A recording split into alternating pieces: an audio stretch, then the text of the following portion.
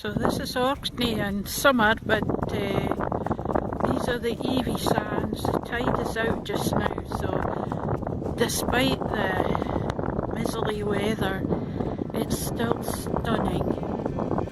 And we're on our walk here. We're going to the Broch Gurness, which is out there on that headland where you can just see that car heading away for it. So on we go. Take this path straight on. If you're wanting to go down onto the beach, you can go that way, but we're going this way, past the cattle and on up to the Broch Gurness.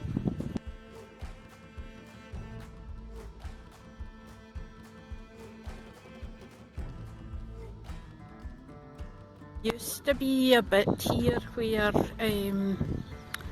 you know, there was RSPB notes or nature notes basically on the birds that you would see, and definitely here when you were at this spot, but as you can see they are no more, which is a shame because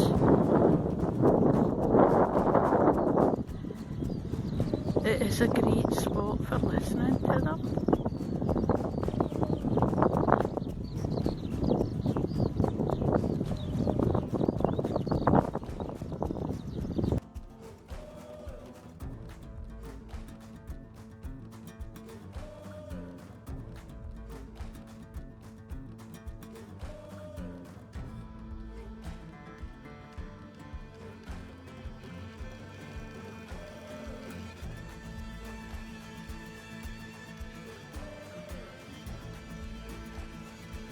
Gurness, and this is the entranceway. It's a pay-for site managed by Historic Environment Scotland. Stunning location, affected by coastal erosion, so we have lost some of this site, but it's wonderful to see. Here is what's called the Shamrock House, and it's from the Pictish era, which is later than the Broch. So this structure was removed and located to this site when they were excavating the Broch site, because what we know now from genetics is that the people who once inhabited the Broch, the Iron Age people, eventually were the Picts in Orkney. And this of course was the time before the Vikings invaded, and you can just hear the bird song.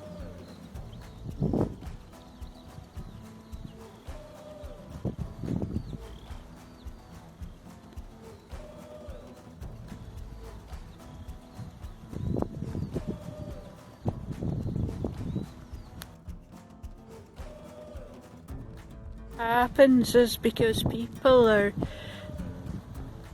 in awe of the Brochs that they forget about these amazing Pictish buildings, and so often they pass by this building in order to go and look at the Broch itself. But this is a fascinating structure in itself, with its circular cells, and some of the aspects of this structure will remind you of Skara Brae if you've been there. You can see the little stone vessels, if you like, that have been inserted into the floor. So many things different over thousands of years, but that some things remain the same. So this Broch was surrounded by a big wall, and you can see the ditch there as well, but there was also a considerable village around it. A great deal of that has possibly fallen into the sea. I mean, this was farming community, but vital trade routes across there to Rousey, very fertile island, and if you look out that way, out to the sea, I mean, no wonder the Vikings wanted to invade not Orkney, which they did, and use its people.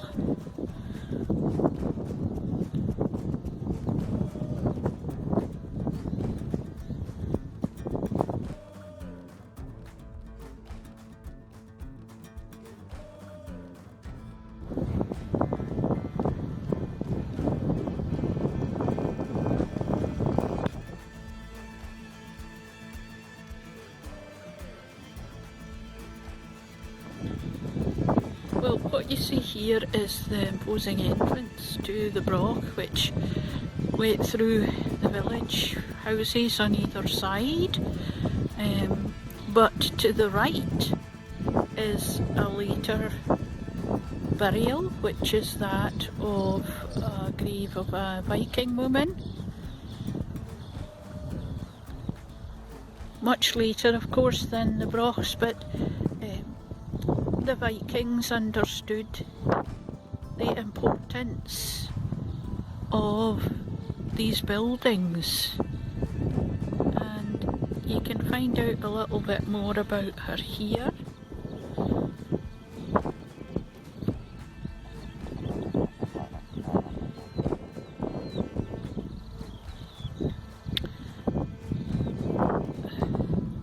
And so we've only got like the lower part of the Broch left, and this must have been absolutely incredible. So this is the little village that grew up around the Broch. Lots of houses, different sizes.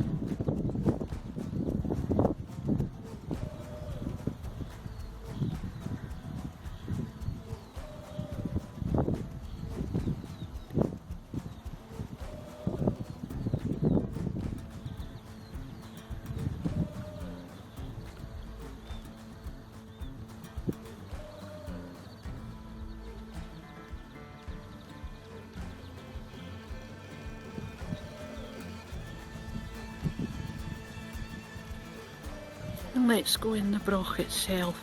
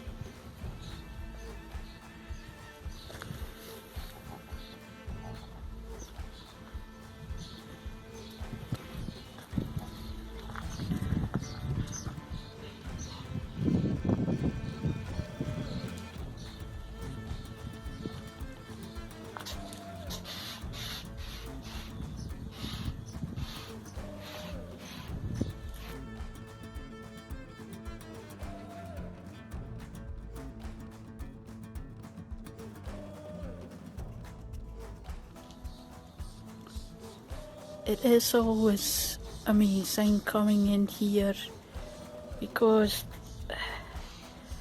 you can just imagine people living and working in this space.